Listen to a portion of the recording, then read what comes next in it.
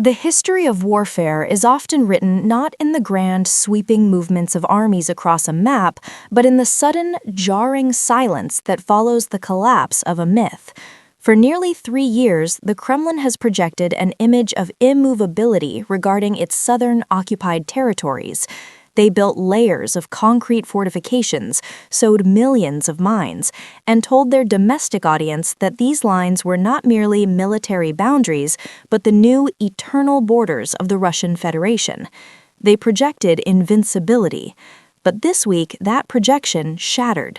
The fall of the strategic logistics hub in the south, what we are identifying as the Tokmak-Melitopol defensive axis, is not just a shift in the front line.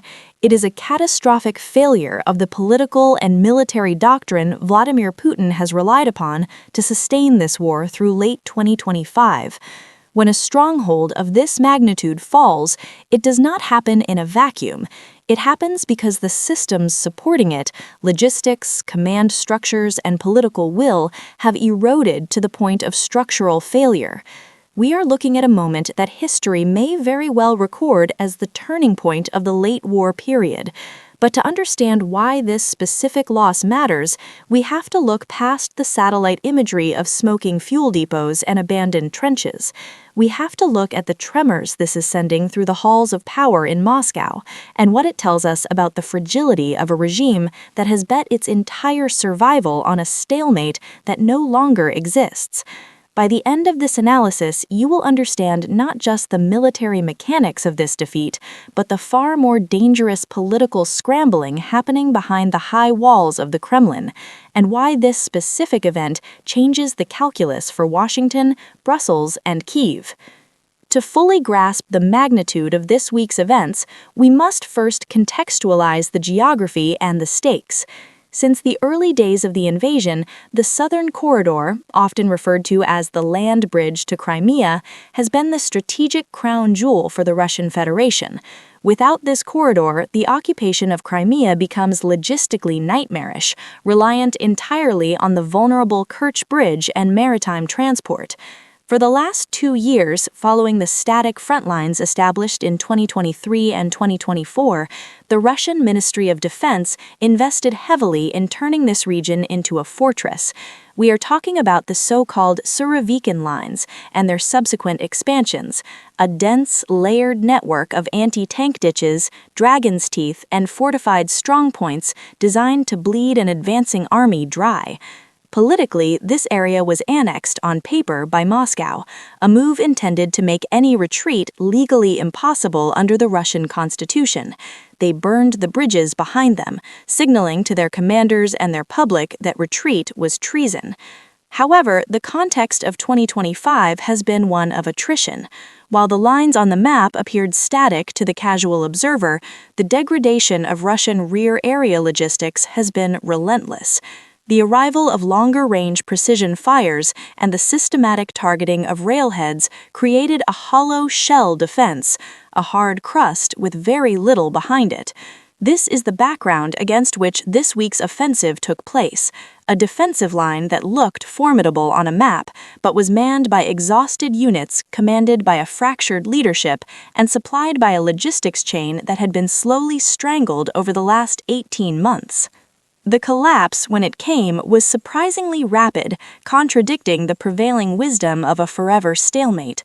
Based on confirmed reports, geolocated footage, and assessments from multiple intelligence firms, the operation began not with a massive armored charge, but with a week-long intensification of electronic warfare and precision strikes that effectively blinded the Russian command capabilities in the sector.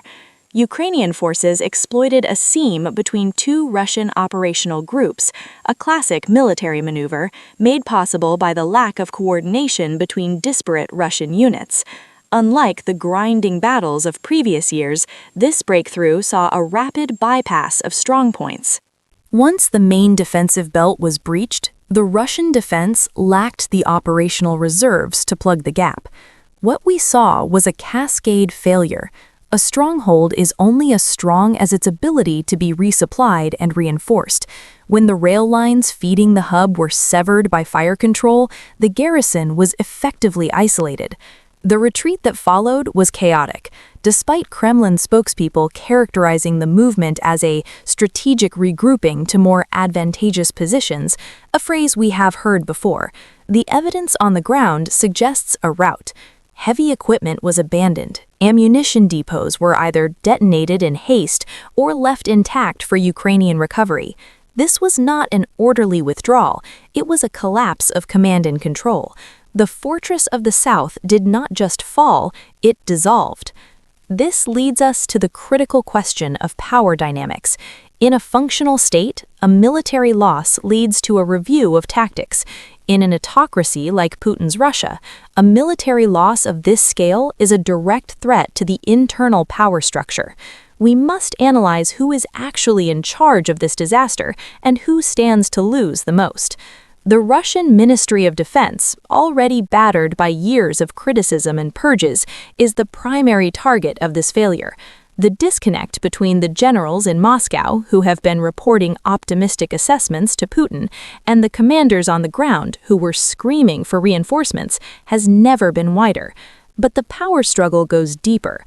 We are seeing the surfacing of tensions between the FSB, Federal Security Service, and the military apparatus. The FSB, tasked with ensuring the loyalty of the troops and the stability of the occupied regions, failed to predict the morale collapse. Furthermore, we must look at the war party within the Russian elite, the ultra-nationalist faction that has demanded total mobilization and the use of even more draconian measures. For them, this defeat is proof that the current leadership is incompetent. Conversely, the technocratic elite, the economic managers trying to keep the Russian economy afloat amidst sanctions and labor shortages, view this as a sign that the war is becoming unsustainably expensive. Putin sits in the middle of these warring factions, his role as the ultimate arbiter becoming increasingly precarious.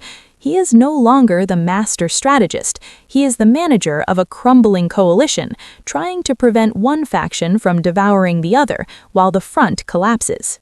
The most glaring aspect of this event is the sheer scale of the contradiction between rhetoric and reality. For months, Russian state media has been broadcasting a narrative of exhaustion in the West and imminent collapse in Kyiv. They have sold the Russian public on the idea that the war was effectively won, merely requiring patience to grind out the final victory. The loss of a major stronghold, one that was supposedly under the eternal protection of the Russian nuclear umbrella, exposes this lie.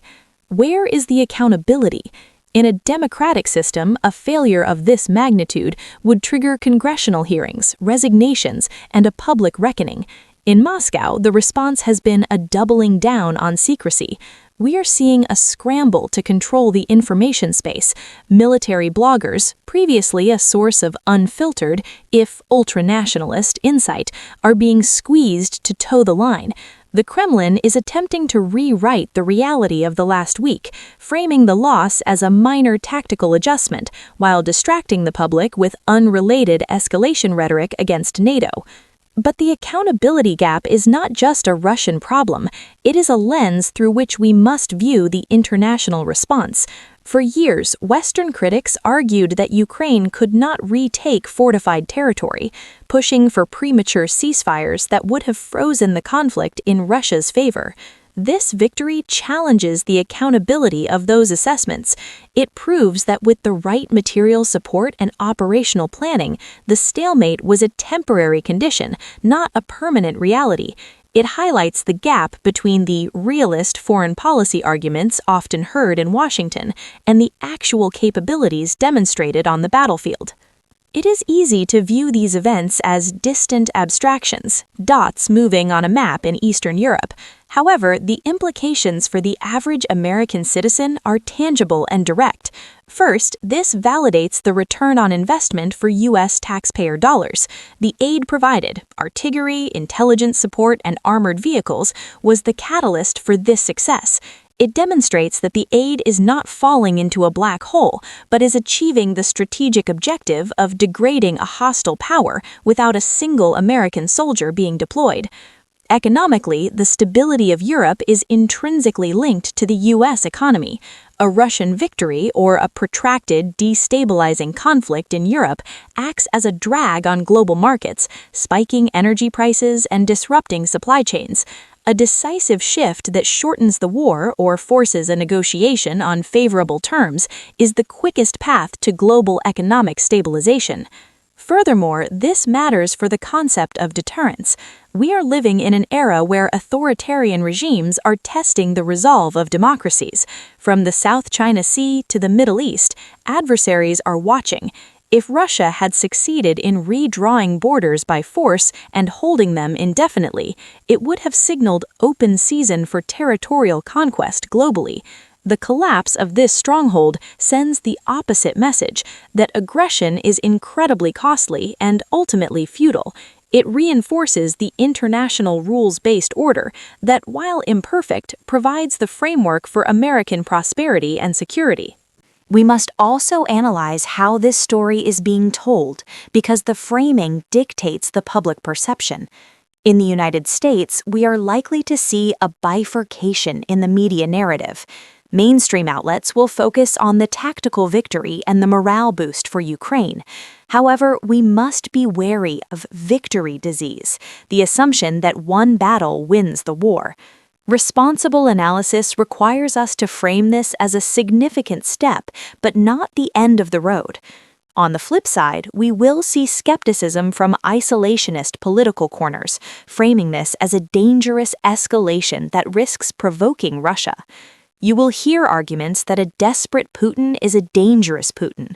While true, this framing often ignores the alternative, that a victorious Putin is an even greater danger. In Russia, the framing is already shifting to an existential war against NATO. By claiming they were defeated not by Ukraine, but by the collective West, the Kremlin tries to salvage its dignity. They are stripping the agency from the Ukrainian military to explain away their own incompetence.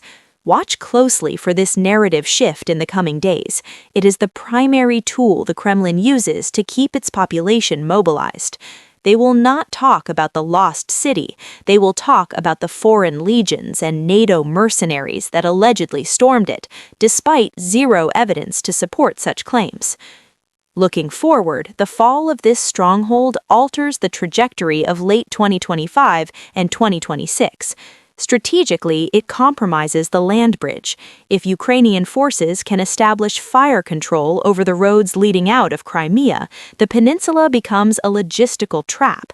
We are looking at a potential siege for Crimea in the coming year, fundamentally changing the leverage in any potential peace negotiations.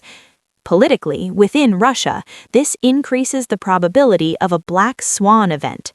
When a regime looks weak, the sharks start circling.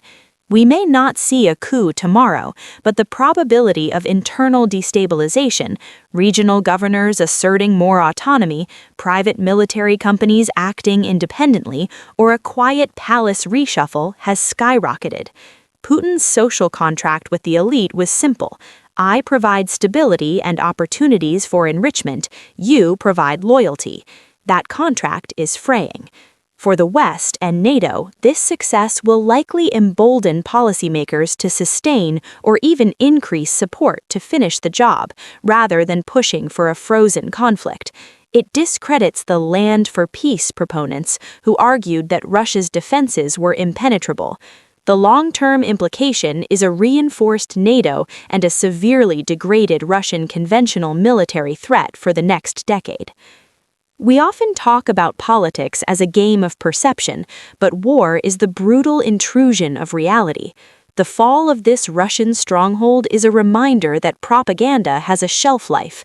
You can tell your people you are winning, you can rewrite the history books, and you can outlaw dissent, but you cannot legislate the physics of the battlefield. When supply lines are cut and fortifications are breached, the reality asserts itself. This setback for Vladimir Putin is not just a military defeat, it is a piercing of the veil. It exposes the rot within a system built on corruption and fear.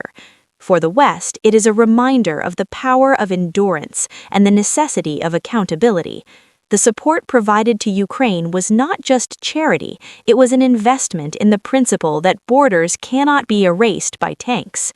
As we watch the Kremlin scramble to explain this failure, we are witnessing the inevitable consequence of a war built on lies. The fortress has fallen, not just because of the artillery that struck it, but because the foundation it stood on, the myth of Russian invincibility, crumbled long ago. Stay skeptical, stay informed, and keep watching the evidence.